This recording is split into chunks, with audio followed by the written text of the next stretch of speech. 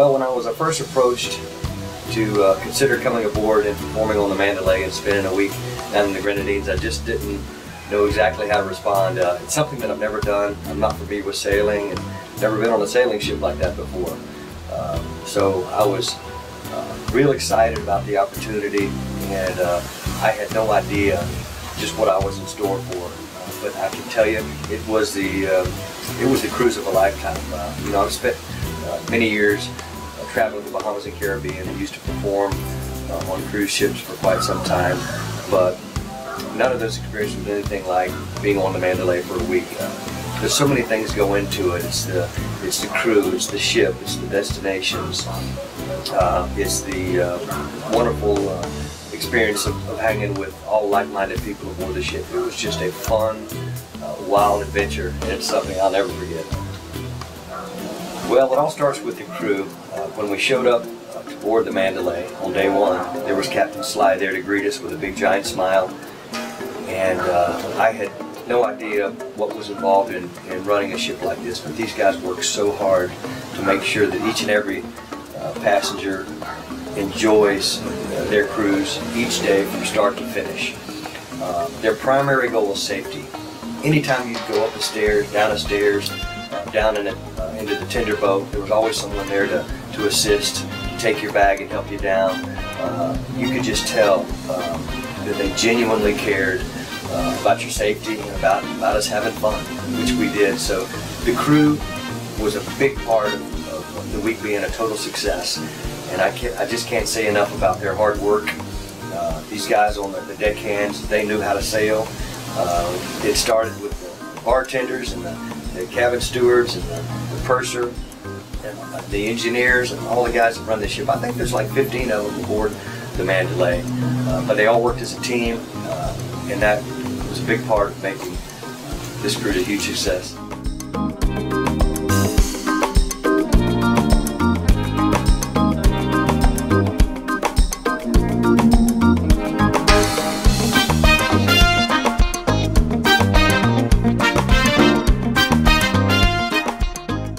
One of the great things about this particular cruise is that it's not your typical style cruise in that you don't hang out in the upper Bahamas and you don't cruise around Nassau and you don't go to well-populated destinations. You hang out in these remote islands down in the lower Grenadines. If you've ever been down in the Windward Islands, it's way down south at the bottom of the island chain, and some of these destinations that we went to, you know, most of us have never heard of. I mean, you've got places like Carriacou, Union Island, Meru, the uninhabited Tobago Cays, Laquia.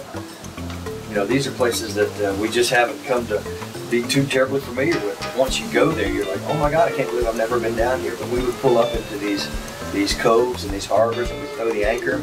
We'd get down onto the tender boat, and they would take us for a wet landing up on the beach, and you get out and you would see these most incredible, beautiful beaches. And we would spend time on the beach. I would grab my guitar and take it up to the beach, and we'd sit around at a beach bar and just kind of pick and sing. And it was a magical experience. Every day was something different. We would take tours of the islands. Everywhere we went, the people were just so nice. And each morning on the ship, it would be called story time, about 8:30 after breakfast, and Captain Slab would kind of go over. We would review the day before, kind of talk about what we did. Then we would talk about what lied ahead on the day ahead, and we'd already be anchored. He would show us.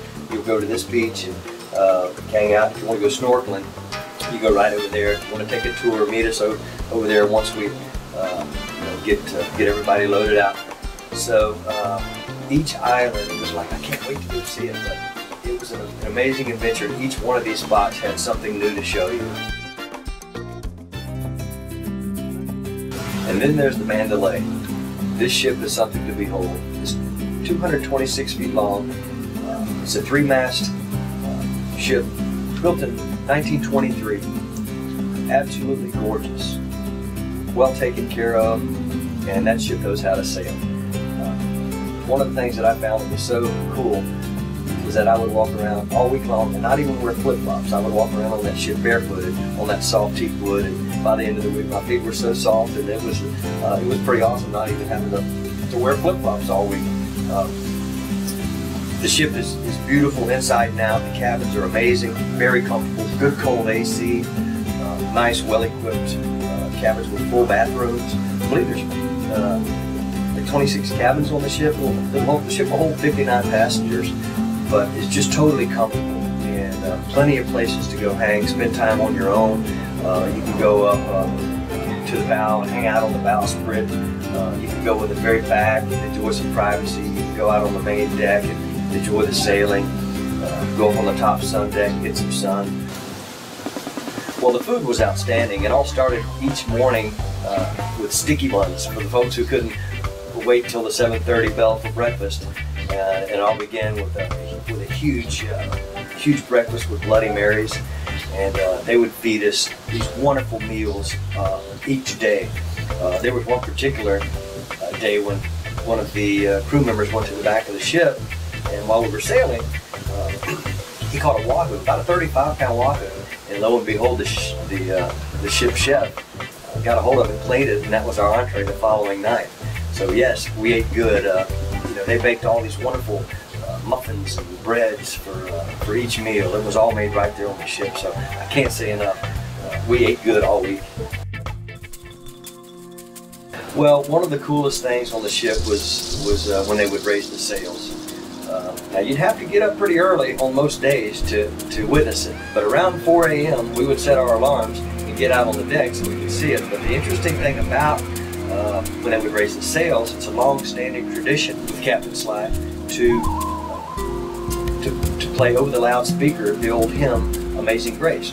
Well, they would play 3, 4, 5 different genres or versions of Amazing Grace during the period when the sails would go up. But the deckhands would go out there and all work in unison as a team. And they wouldn't even utter a peep because they were all working together. But they would raise these giant sails in the wee hours of the morning as Amazing Grace was playing through the stereo.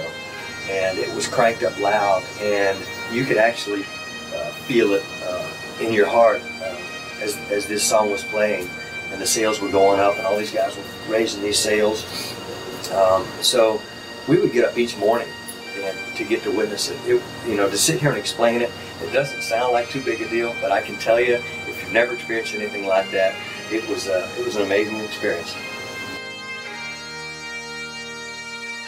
Well, let me tell you about the group that we had during our week. It was a lot of folks from Florida, mostly Florida, from the Punta Gorda, Port Charlotte area, and then in the Stewart area. And of course, I'm from Jacksonville, Florida. But the thing about the majority of our group, we're all like-minded people. We love music, we love the island, we love the ocean, we love beaches, we love the nautical lifestyle, which I guess by definition is a parrot head, but that's a different thing. But we all had some wonderful things in common, so we would just all hang together. There was one night in particular that we went on the very back of the ship. There was no wind, it was calm, it was quiet. We grabbed a guitar and we went back there and did a concert. And I would do several originals, and then we busted out the iPads with all the lyrics, and then we did some sing-alongs. That was probably one of the most special times on the ship that we had. And then throughout the entire week, I'd grab the guitar and just go to different places in the ship and play. And like I mentioned, we'd go to grab my guitar and throw it on the tender boat and go up to the beach and do some picking. And it was all about singing. We did a lot of dancing, a lot of partying. On the ship there was a masquerade party. It was an absolute blast. They always had some incredible stuff planned on the ship, and good people. So if you want to try something new, if you want to try something different, and you've never been on a sailing vessel like this, it's one of the most awesome ships I've ever been on, and I cannot wait to go back. So I highly recommend, if you want to enjoy one of the most awesome vacations you've ever seen, contact Sail Windjammer, book your trip on the Mandalay. But now it's not your boat anymore, so I'll be looking at you from the water. We're now thinking of the past, and it wasn't the deal when I bought her. to be my captain on the trips down the coast. We had a good life and I loved you the most. You left me stranded on the island that's too far away from the shore. It's not your boat